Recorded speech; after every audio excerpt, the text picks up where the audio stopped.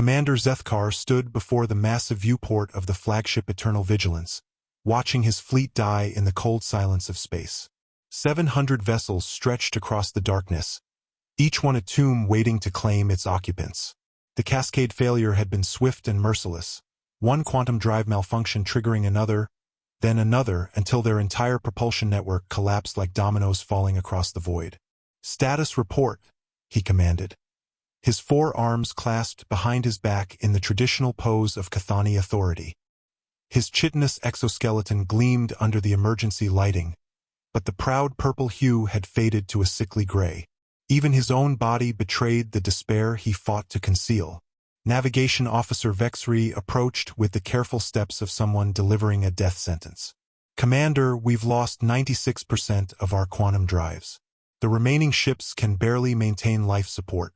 Our emergency reserves will sustain the fleet for perhaps 47 standard cycles. 47 days.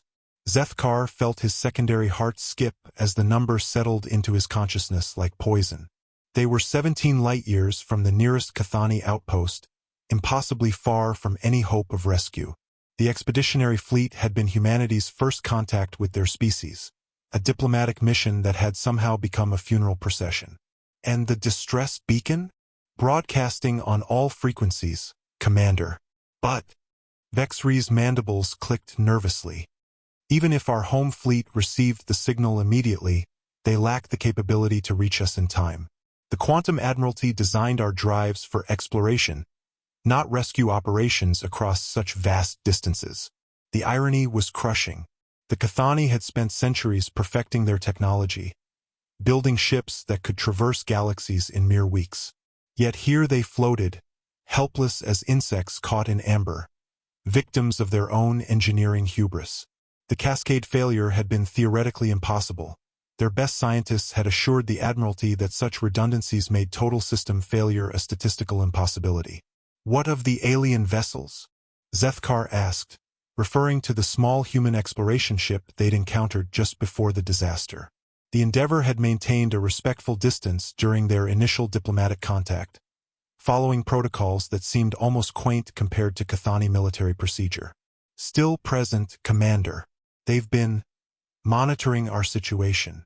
Something in Vexri's tone made Zethkar's antennae twitch. "Monitoring? Explain." "They've moved closer, sir. Much closer. Their vessel has been scanning our ships with what appears to be medical equipment. Our translation matrices are having difficulty interpreting their communications, but they seem to be cataloging our casualties." The implications hit Zethkar like a physical blow. These humans were documenting their destruction, probably for some xenological study. How naive he'd been to hope their first contact might establish meaningful relations between their species. Instead, humanity would record the Cathani's final moments for whatever passed for their science archives. "Commander," Communications Officer Telwyn called from across the bridge, her voice tight with something between fear and confusion. "The human vessel is hailing us. Put them through." The main screen flickered to life, revealing a human face that Zethkar found disturbingly difficult to read. Their features were so alien.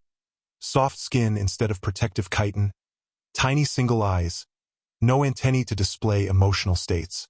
The creature's mouth moved in what their translation systems interpreted as speech, though the delays and glitches made comprehension challenging. "This is Captain Sarah Chun of the Earth vessel Endeavour. We've been monitoring your situation and..." Static overwhelmed the signal before clearing. "Would like to offer assistance." Zethkar felt his forearms tense. Assistance? What possible aid could these primitive creatures provide? Their ship was barely a tenth the size of his smallest escort vessel. They possessed none of the advanced technology that had failed so spectacularly. Yet something in the human's posture suggested sincerity rather than mockery. "Captain Chun," he replied carefully, "we appreciate your concern. However, our situation requires resources far beyond what your vessel could provide." The human's face did something strange. The corners of her mouth turned upward in what their cultural databases suggested might be a positive expression. "With respect, Commander, you might be surprised what we can do. We've been analyzing your drive signatures, And while we can't repair your quantum systems, we believe we can establish a solution. Impossible. Our cascade failure has rendered our propulsion systems completely inoperative. Even our own repair crews cannot. Commander, Chun interrupted gently, sometimes the best solutions come from outside perspectives. We'd like to propose something that might sound unconventional. May we approach for a more detailed discussion? Zethkar looked at his officers, seeing his own skepticism reflected in their compound eyes. What could these aliens possibly understand about Cathani technology that his own engineers had missed? Yet what choice did they have? 47 days until life support failed across the fleet. 47 days until 700 ships became monuments to technological overconfidence. Very well, Captain Shin. You may approach, but understand that we will not compromise our security for false promises. Understood, Commander. And for what it's worth. The human paused, and something in her expression shifted to what almost looked like compassion. No one deserves to die alone in the dark. We'll do everything we can to help. The transmission ended, leaving Zethkar staring at the blank screen. No one deserves to die alone in the dark. Such a strange thing for an alien to say. Such a strangely human thing to say. Outside the viewport, the tiny Earth ship began its approach, carrying with it possibilities that Zethkar couldn't yet imagine. The human shuttle that docked with the Eternal Vigilance was a testament to engineering philosophy so alien that Zethkar found himself genuinely intrigued despite his species' natural xenophobia. Where Cathani vessels prioritized geometric perfection and technological intimidation, this craft seemed almost organic, curves where there should be angles, soft transitions where there should be hard edges. Captain Chan emerged from the airlock accompanied by 2 other humans, each carrying equipment that looked cobbled together from spare parts. Zethkar had expected some grand technological marvel, but these devices appeared almost primitive by Cathani standards. One human, introduced as Chief Engineer Rodriguez, actually carried what appeared to be a toolbox made of metal and plastic. Commander Zethkar, Chun said, offering what their cultural database identified as a respectful bow. Thank you for allowing us aboard. I know this situation must be incredibly difficult. The translator caught the emotional undertones perfectly, and Zethkar found himself surprised by the genuine empathy in her voice. Cathani protocol demanded stoic acceptance of failure, viewing emotional displays as weakness. Yet this human spoke of difficulty as if acknowledging suffering were somehow natural. Your assistance is appreciated, though I confess uncertainty about what you propose to accomplish, Zethkar replied, gesturing with his upper arms toward the bridge's main display. Our quantum drives have suffered complete cascade failure. The mathematical probability of successful repair approaches 0. Rodriguez stepped forward, his scanner already active. Commander, may I ask how long your people have been using quantum drive technology? Approximately 4,000 of your years. We have refined the systems across hundreds of generations. And in all that time, have you ever experienced a total cascade failure like this? Zethkar's antennae twitched with irritation. Obviously not, or we would have developed countermeasures. Exactly. Rodriguez smiled, another of those strange upward mouth movements. You've perfected a technology so thoroughly that you never had to learn how to fix it when everything goes wrong. We humans, we're really good at fixing things when everything goes wrong. The third human, Dr. Patel, according to Chen's introductions, was scanning the walls with a device that beeped constantly. Commander, your ships are incredible feats of engineering. The quantum field generators alone represent technology centuries beyond our current capabilities. But there's something we noticed during our scans that might interest you.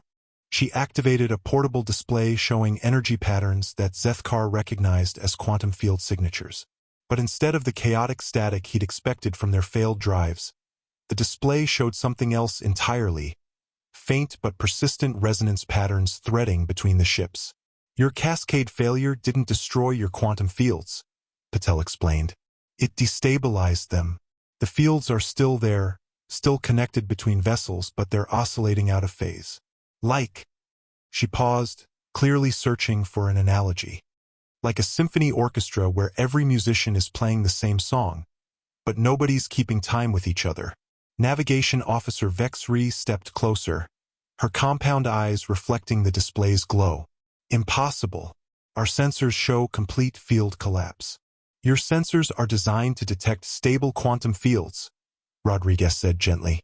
They're not configured to recognize destabilized fields because your engineers never imagined they'd need to. It's like trying to see something that's invisible simply because you never thought to look for it. Zethkar felt something dangerous stirring in his chest. Hope. But hope was a luxury his people couldn't afford. Even if what you say is true, how does this change our situation? Destabilized fields cannot provide propulsion. Chun stepped forward, her expression intensifying with what their cultural database suggested was determination. Commander, what if we told you that we don't need to fix your quantum drives to get you home? That makes no sense. Without quantum propulsion. Who said anything about quantum propulsion? Rodriguez grinned, and there was something almost predatory in that expression. Not threatening, but hungry for challenge. Commander, your ships are stranded because they can't move under their own power. But what if they didn't have to?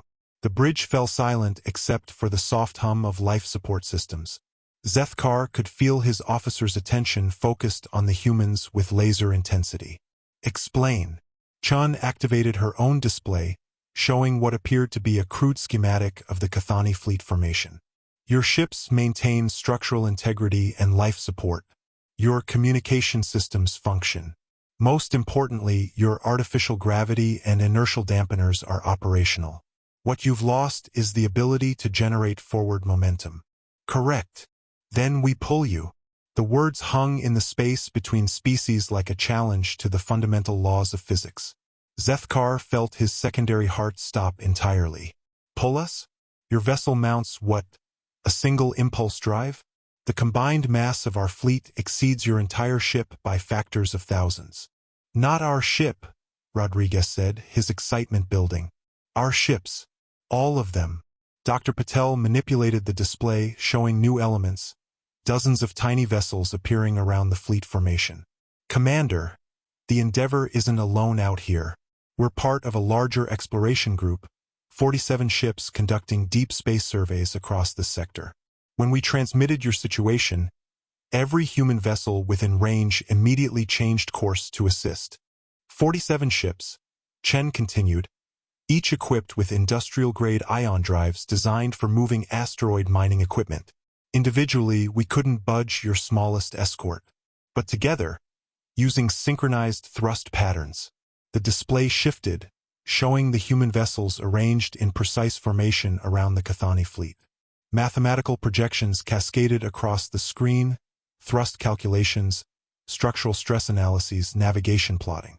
The numbers were crude by Cathani standards, but they worked. You propose to drag our entire fleet to safety using primitive ion drives?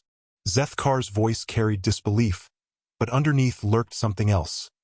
A growing sense that these humans were completely serious. Not drag, Rodriguez corrected. Guide. Think of it as assisted navigation. Your ships will provide the structural integrity and life support. Our ships will provide the momentum. Working together, we can establish a stable transit corridor that will get your people home. Communications Officer Telwyn spoke for the first time since the humans had arrived. Commander, I'm detecting multiple human vessels approaching from various vectors. Their formation patterns suggest coordination. Chen nodded. Commander, I need to ask you something important. Do you trust us? The question cut through every protocol, every military procedure, every cultural barrier that had defined Cathani civilization for millennia. Trust? They were aliens, strangers, creatures so different that meaningful communication required computer assistance. But 47 days was not very long to live. What do you need from us? Zethkar asked quietly. Chen's expression softened into something that transcended species barriers. Pure relief mixed with determination. Just let us help. The next 18 hours transformed the void around the Cathani fleet into something resembling organized chaos. Human vessels arrived from every direction, mining ships, exploration craft, even a few military escorts that had been conducting patrol sweeps in distant sectors. Each ship was different, reflecting what Zethkar was beginning to understand as humanity's fundamental approach to engineering: adaptability over perfection. Commander Zethkar stood in his observation deck, watching the intricate dance unfolding outside. Human ships maneuvered between his massive vessels with a precision that should have been impossible given their primitive guidance systems. Yet somehow they made it work through constant communication, real-time adjustment, and what appeared to be pure intuition. Commander, Chief Engineer Cole Thursday approached with visible agitation. "I must protest this arrangement. These aliens are attaching physical tethers to our hull." Physical tethers. The structural stress could compromise our defensive integrity. Through the viewport, Zethkar could see human EVA teams working alongside Cathani engineers, installing massive cable assemblies at carefully calculated stress points. The sight was surreal: beings in primitive spacesuits working beside Cathani in their advanced environmental armor, united by the universal language of engineering problem-solving. Cole Thursday, our defensive integrity matters little if we're all dead in 46 days. But, Commander, the risk is already taken. Zethkar turned from the window, his forearms spreading in a gesture of finality. These humans understand something we've forgotten in our pursuit of technological perfection. Sometimes the best solution isn't the most elegant one. On the bridge, the transformation was even more dramatic. Human technicians worked beside Cathani officers, their equipment linked through hastily constructed interface protocols.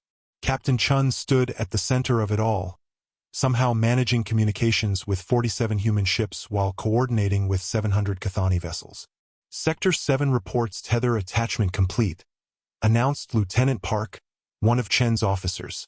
"Structural analysis shows green across all stress points." "Copy that." "Moira's Ghost, can you confirm your position relative to the Cathani battlecruiser Radiant Storm?" The response crackled through speakers. "Roger, Endeavor. We're locked and loaded down here. Their engineering team actually improved our tether design.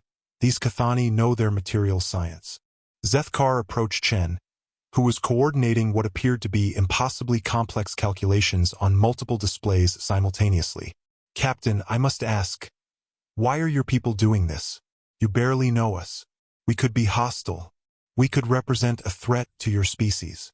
Chun paused in her calculations, looking at him with those strange single eyes. "Commander, I've been in space for 15 years. I've seen stars being born and watched them die. I've witnessed the universe in all its beauty and terror. But you know what I've never seen? A species that builds ships capable of crossing galaxies just to make peaceful contact with strangers." She gestured toward the main display, showing the Cathani fleet in all its wounded majesty. "Your ships aren't warships, Commander. They're exploration vessels, scientific platforms, diplomatic carriers. You came 17 light-years from home not to conquer or exploit, but to say hello.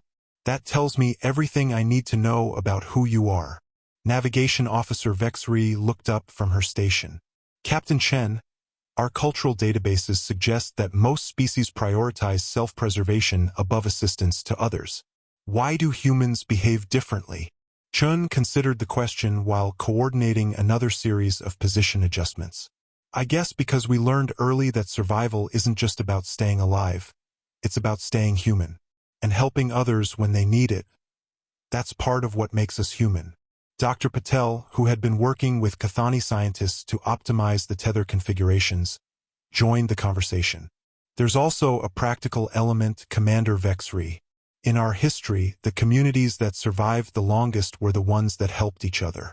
Cooperation isn't just morally right, it's evolutionarily advantageous." Chief Engineer Rodriguez's voice crackled through the comm system. "All teams, we're showing green lights across the board. Tether network is stable, thrust calculations are locked in, and navigation plotting is complete. We are go for transit initiation."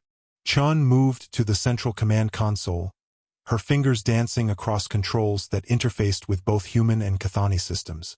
"All ships, this is Endeavor Control. Prepare for synchronized thrust initiation on my mark. Remember, we're not racing anyone, Steady, coordinated acceleration is the key. The bridge fell silent except for the soft hum of electronics and the barely audible whisper of life support systems. Through the viewport, Zethkar could see the formation of human ships, each one positioned with mathematical precision relative to his fleet. 47 vessels, each risking their own safety to help complete strangers. Ion drives to minimal power, Chen announced. Beginning thrust sequence in 10 seconds. Zethkar felt his heart synchronize with the countdown, beating in rhythm with what might be their salvation or their destruction. 5, 4, 3, 2, 1. Mark. The universe shifted. It was subtle at first, barely perceptible movement registered by instruments rather than physical sensation. But gradually, unmistakably, the stars began to change position relative to the fleet. The massive Cathani vessels, dead in space for over a day, were moving again. Thrust is stable across all vectors, Lieutenant Park reported. Structural integrity holding well within acceptable parameters. Cathani fleet reporting normal inertial compensation. Vexri added, her voice tight with wonder. Commander, we're actually moving. We're going home. But it was Communications Officer Telwyn who captured the moment most perfectly. Her usually disciplined voice cracked with emotion as she made her report. Commander, I'm receiving transmissions from throughout the fleet. The crews, they're singing the homeward song. Through the ship's internal communication system, Zethkar could hear it. Thousands of Cathani voices raised in the ancient melody traditionally sung upon returning from successful voyages. The song hadn't been heard in the fleet for over a day, silenced by despair and approaching death. Now it echoed through 700 ships, carried by voices that had rediscovered hope. Captain Chun smiled, and Zethkar was beginning to understand that human expression as something beautiful rather than alien. Commander, would you mind if I asked what the song means?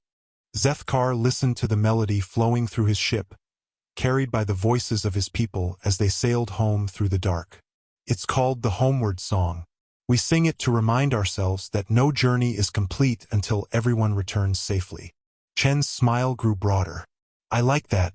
Mind if my people learn it? We've got a long trip ahead of us, and it sounds like the kind of song that makes time pass better. As if the universe itself approved, the stars continued their slow dance past the viewport, marking humanity's first lesson in Cathani culture and the Cathani's first lesson in what it meant to be human. 3 days into their unprecedented journey, the impossible became routine. Human and Cathani crews worked together with an efficiency that defied every xenological theory about interspecies cooperation. The language barriers that had seemed insurmountable during first contact dissolved under the pressure of shared purpose. Commander Zethkar found himself spending increasing amounts of time in what the humans had designated the Joint Operations Center, a hastily converted cargo bay where both species coordinated the complex ballet of moving 700 ships across interstellar space. The sight never failed to amaze him. Cathani officers with their rigid military bearing working alongside humans who seemed to approach every problem with infectious optimism. Commander, we've got a problem, Chief Engineer Rodriguez announced, his tone serious but not panicked. Over the past 3 days, Zethkar had learned to read human vocal inflections with surprising accuracy. Explain. Dr. Patel activated a holographic display showing stress analysis data from the tether network.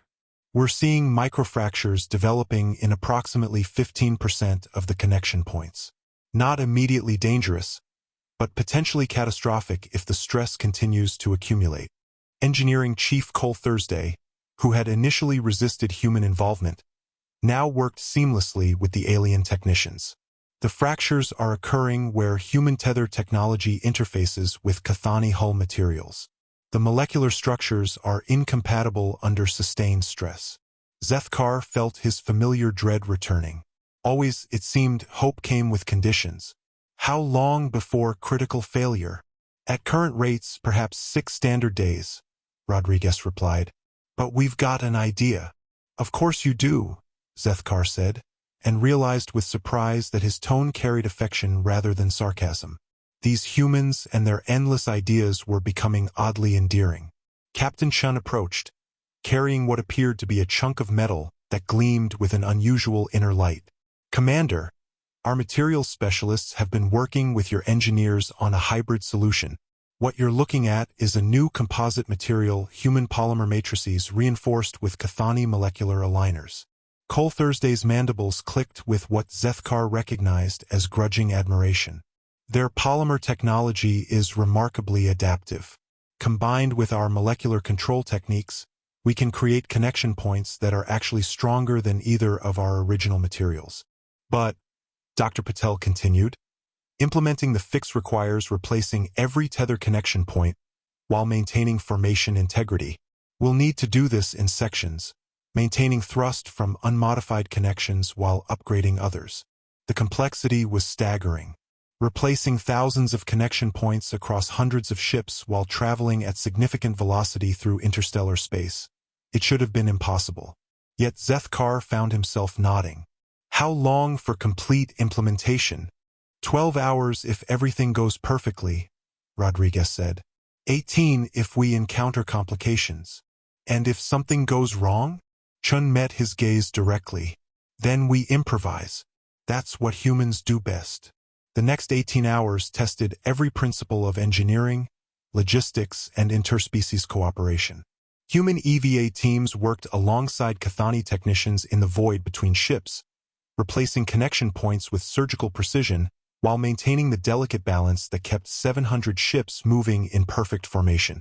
Zethkar monitored the operation from the bridge, watching displays that showed real-time stress analysis, formation integrity, and the progress of replacement teams across the fleet. What struck him most was not the technical achievement, impressive as it was, but the constant chatter of communication between human and Cathani workers. "Team 7, this is bright morning," came a transmission from one of his escort vessels. "Our human partners have suggested a modification to the connection angle that should reduce rotational stress by 12%. Copy that, bright morning. Implementation approved. Endeavor, this is Repair Team Delta. The Cathani engineers just showed us how to improve our welding technique using their molecular aligners. This is going to make everything so much stronger. Outstanding, Delta. Share that technique with all human teams." But it was a transmission from the Eternal Vigilance's own EVA team that captured the moment most perfectly. "Commander, this is EVA Team Prime. Sir, you need to see what the humans just did." On the main screen, external cameras showed two figures working on a particularly complex tether assembly. One Cathani in advanced environmental armor, one human in what appeared to be a modified mining suit. The humans' equipment had failed, leaving them temporarily stranded while their safety line drifted just out of reach. Without hesitation, the Cathani engineer had activated their suit's emergency propulsion system, not to return to safety, but to reach the human and provide assistance. As Zethkar watched, the two figures worked together to complete the repair, their different technologies and physiologies complementing each other perfectly. "Team Prime, status report," Zethkar requested. "Mission accomplished, Commander. And sir, I think we just learned something important about these humans. Which is, they're not so different from us. When someone needs help, you help them. Everything else is just details." Communications Officer Telwyn looked up from her station, her antennae bright with what Zethkar recognized as genuine happiness. "Commander, I'm receiving reports from throughout the fleet.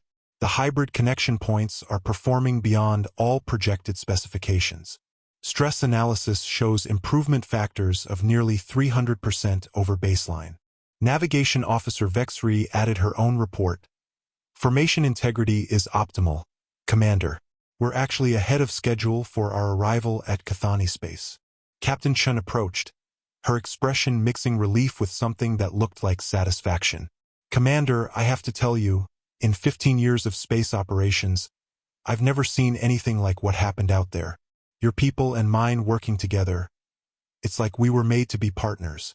Zethkar considered her words while watching the displays that showed their combined fleet sailing steadily toward home. 700 Cathani ships guided by 47 human vessels, held together by hybrid technology that neither species could have created alone.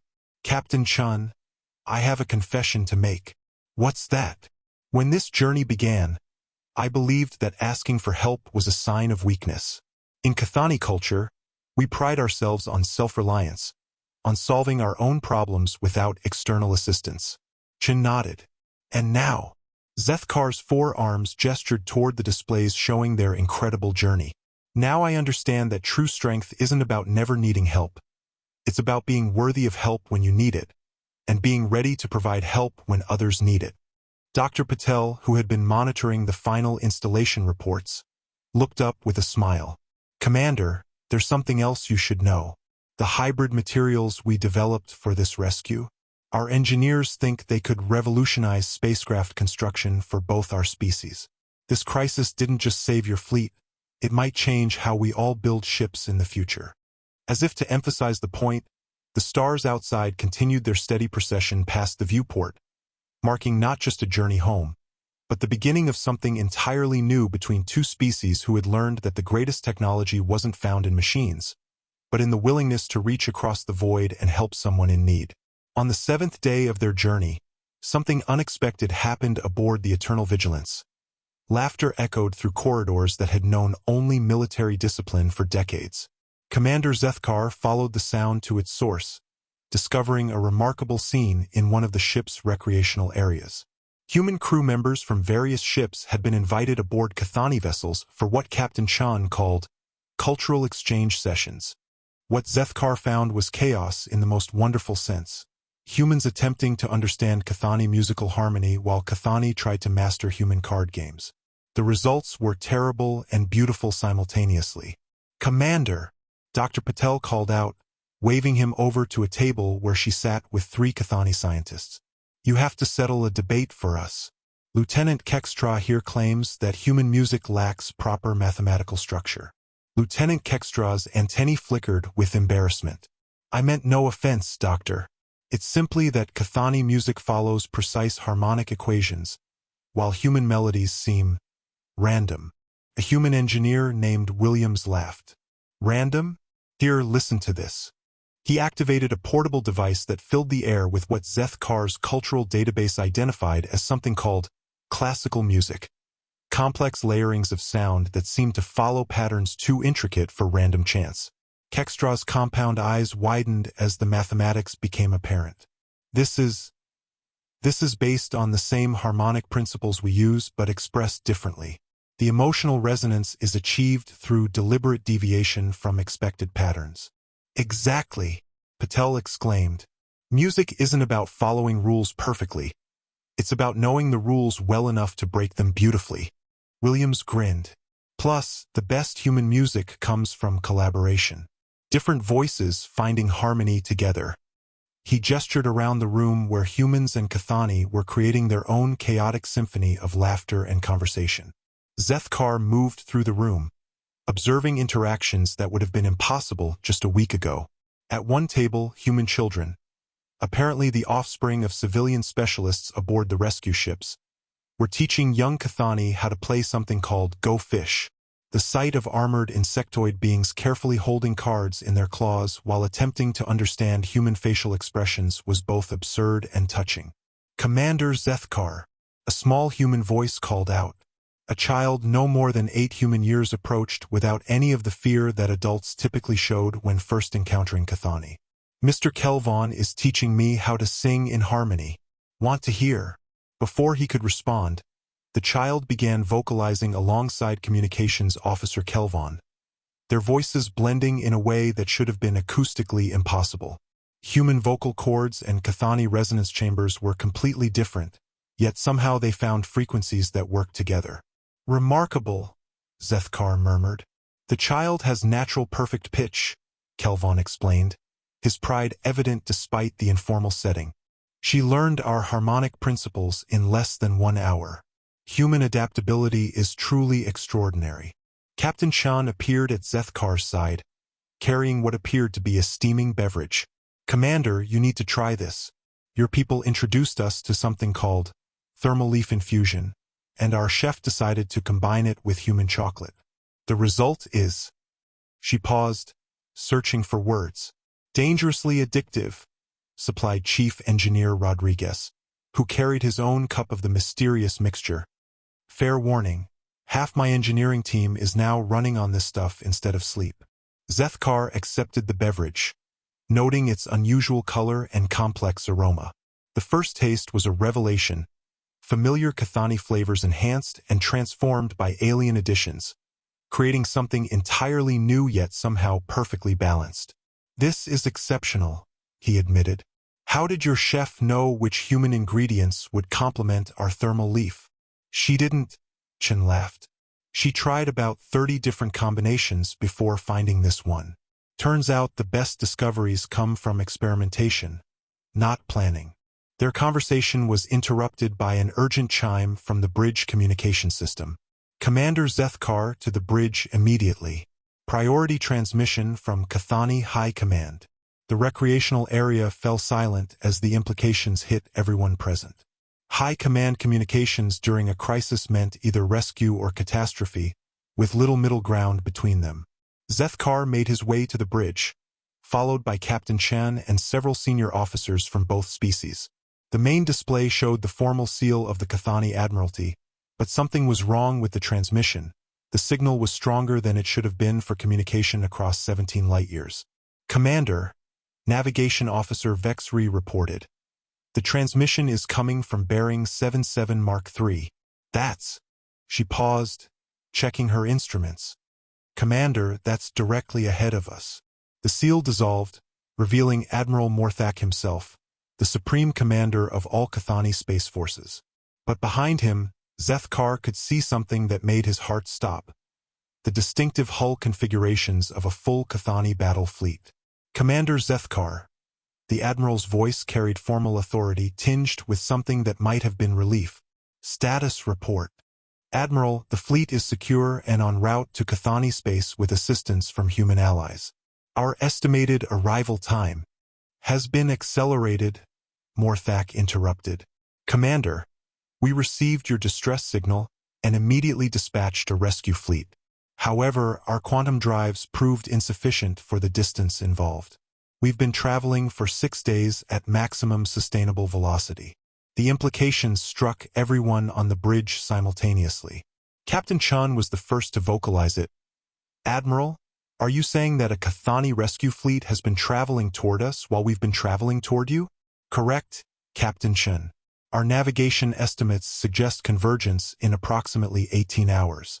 However, I must confess something that may come as a surprise to both our peoples." The Admiral's image shifted, revealing the bridge of his flagship, but it wasn't purely Cathani. Human technicians worked alongside Cathani officers, and the familiar sight of hasty technological integration was everywhere. When we learned of the stranded fleet, several human vessels in our territory immediately volunteered to assist our rescue efforts. The technology sharing that has apparently occurred during your own crisis has also been taking place here. Human ingenuity combined with Cathani resources has allowed us to achieve velocities that neither species could accomplish alone. Captain Chun stared at the display in amazement. "Admiral, are you telling us that while we've been learning to work together out here, our people back home have been doing the same thing?" "Indeed, Captain. It appears that crisis has a way of revealing the best in both our species. We have much to discuss when our fleets converge." As if the universe wanted to provide emphasis, Navigation Officer Vexri announced, "Commander, I'm detecting multiple quantum signatures on long-range sensors. Bearing 77 Mark III. Distance approximately 4 light hours and closing." Through the viewport, space remained unchanged. Still the same star field they'd been navigating for days. But now that emptiness held the promise of reunion, the approaching convergence of 2 rescue missions that had become something far more significant. Admiral Morthak's expression softened slightly. "Commander, I have one final message for you and your human allies. The Cathani High Council has unanimously voted to extend an invitation for formal diplomatic relations with humanity. Your rescue mission has demonstrated qualities that we find compatible with our own values." Captain Chun smiled that remarkable human expression. "Admiral, I think I can speak for my people when I say we'd be honored to continue this partnership." As the transmission ended, the bridge fell silent except for the soft hum of systems that had kept them alive through the impossible. Tomorrow they would reunite with their respective fleets. But tonight, They sailed together through the dark. No longer strangers, no longer alone. The convergence occurred exactly 17 hours and 34 minutes later, marked by the spectacular sight of two fleets meeting in the vast emptiness between stars. Commander Zethkar stood on his observation deck, watching history unfold outside the viewport as Cathani and human vessels formed a combined formation that stretched across thousands of kilometers. The rescue fleet Admiral Morthak had brought was impressive. 45 Cathani warships accompanied by 12 human vessels, their mismatched technologies somehow working in perfect harmony. But what struck Zethkar most was not the ships themselves, but the easy cooperation visible in their formation patterns. These crews had learned the same lessons his people had discovered during their own crisis. "Commander," Captain Shin approached, her expression mixing satisfaction with something that looked like regret. "Admiral Morthak has requested a joint briefing in 2 hours. After that," she paused. "After that, I suppose our peoples go home." The words carried weight that surprised Zethkar. Home. For 7 days, the concept had meant survival, rescue, the end of crisis. Now it felt strangely incomplete. "Captain, I have a question that may sound unusual coming from a Cathani military commander." "What's that?" "What if we don't want to go home? At least not separately." Chen's smile began slowly, then grew to encompass her entire face. "Commander, I was hoping you'd say something like that." The joint briefing took place aboard Admiral Morthak's flagship, the Unbreakable Resolve, in a conference room hastily modified to accommodate both species. Representatives from every ship in both fleets attended, creating a gathering that would have been unimaginable just 2 weeks ago. Admiral Morthak, despite his imposing presence, began with words that set the tone for everything that followed. "Let me begin by stating the obvious. What we have accomplished here defies every precedent in known galactic history. Two species, meeting for the first time, have not only avoided conflict but have created something unprecedented. Genuine partnership." Captain Sarah Chun stood to address the assembly. "Admiral, with respect, I think we've done more than create partnership. We've proven that the universe is a lot less lonely than we thought." Dr. Patel activated a holographic display showing technical schematics. "The hybrid technologies we've developed during this crisis represent advances that neither species could have achieved alone. The tether systems, the communication protocols, even the material science breakthroughs, they're all products of collaboration." Chief Engineer Rodriguez added his perspective. "More than that, we've established operational procedures for multi-species space operations. The formation flying, the coordinated navigation, the emergency response protocols. We've basically written the book on how different civilizations can work together in space." But it was Lieutenant Kextra, the young Cathani scientist who had been debating music theory just hours earlier, who articulated what everyone was thinking. "Admirals, captains, with your permission, I would like to propose something that may seem radical." Admiral Morthak gestured for her to continue. "What if this wasn't just a rescue mission? What if this was the beginning of something permanent?" The conference room fell silent as the implications settled. Communications Officer Telwyn was the first to speak. "You're suggesting a joint exploration program." "More than exploration," Kextra replied, her confidence growing. "I'm suggesting partnership in the truest sense. Joint crews, shared technology, combined missions. Not human ships and Cathani ships working together, but ships that are truly both." Engineering Chief Cole Thursday, who had initially resisted human involvement, stood to add his support. "The technological synergies we've discovered are too valuable to abandon. Human adaptability combined with Cathani precision creates capabilities that neither species possesses alone." Captain Chun looked around the room, reading expressions on faces both human and Cathani. "Admiral Morthak, speaking unofficially, I think I can say that humanity would be very interested in making this partnership permanent." Admiral Morthak's response surprised everyone. "Captain Chun, I should inform you that the Cathani High Council anticipated this conversation. They have authorized me to begin formal negotiations for what they're calling the Convergence Accords, a framework for permanent cooperation between our species." The room erupted in excited chatter as the implications became clear. Dr. Patel immediately began discussing joint research stations. Rodriguez started planning hybrid ship designs. Human and Cathani officers compared notes on navigation techniques and formation strategies. But Commander Zethkar found himself thinking about smaller moments: the child teaching Cathani harmony, the EVA teams working together in the void, the taste of thermal leaf infusion enhanced with human chocolate. The grand strategy was important, but it was built on a foundation of individual connections. "Admiral," he said, raising his voice to be heard over the planning discussions, "I have one request regarding these accords." "What is it, Commander?" "I would like to formally request assignment to the joint program's first mission. Whatever it is, wherever it goes, I want the Eternal Vigilance to be part of it." Captain Chun immediately added, "The Endeavor volunteers as well. We've gotten pretty good at this partnership thing." Admiral Morthak's mandibles spread in what Zethkar had learned to recognize as the Cathani equivalent of a human smile. "Granted. Both vessels will serve as the foundation ships for what we're designating the Convergence Fleet." 6 months later, the joint space station New Horizons orbited the boundary between human and Cathani space, serving as headquarters for the most ambitious interspecies cooperation program in galactic history. The station itself was a marvel of hybrid engineering, Cathani.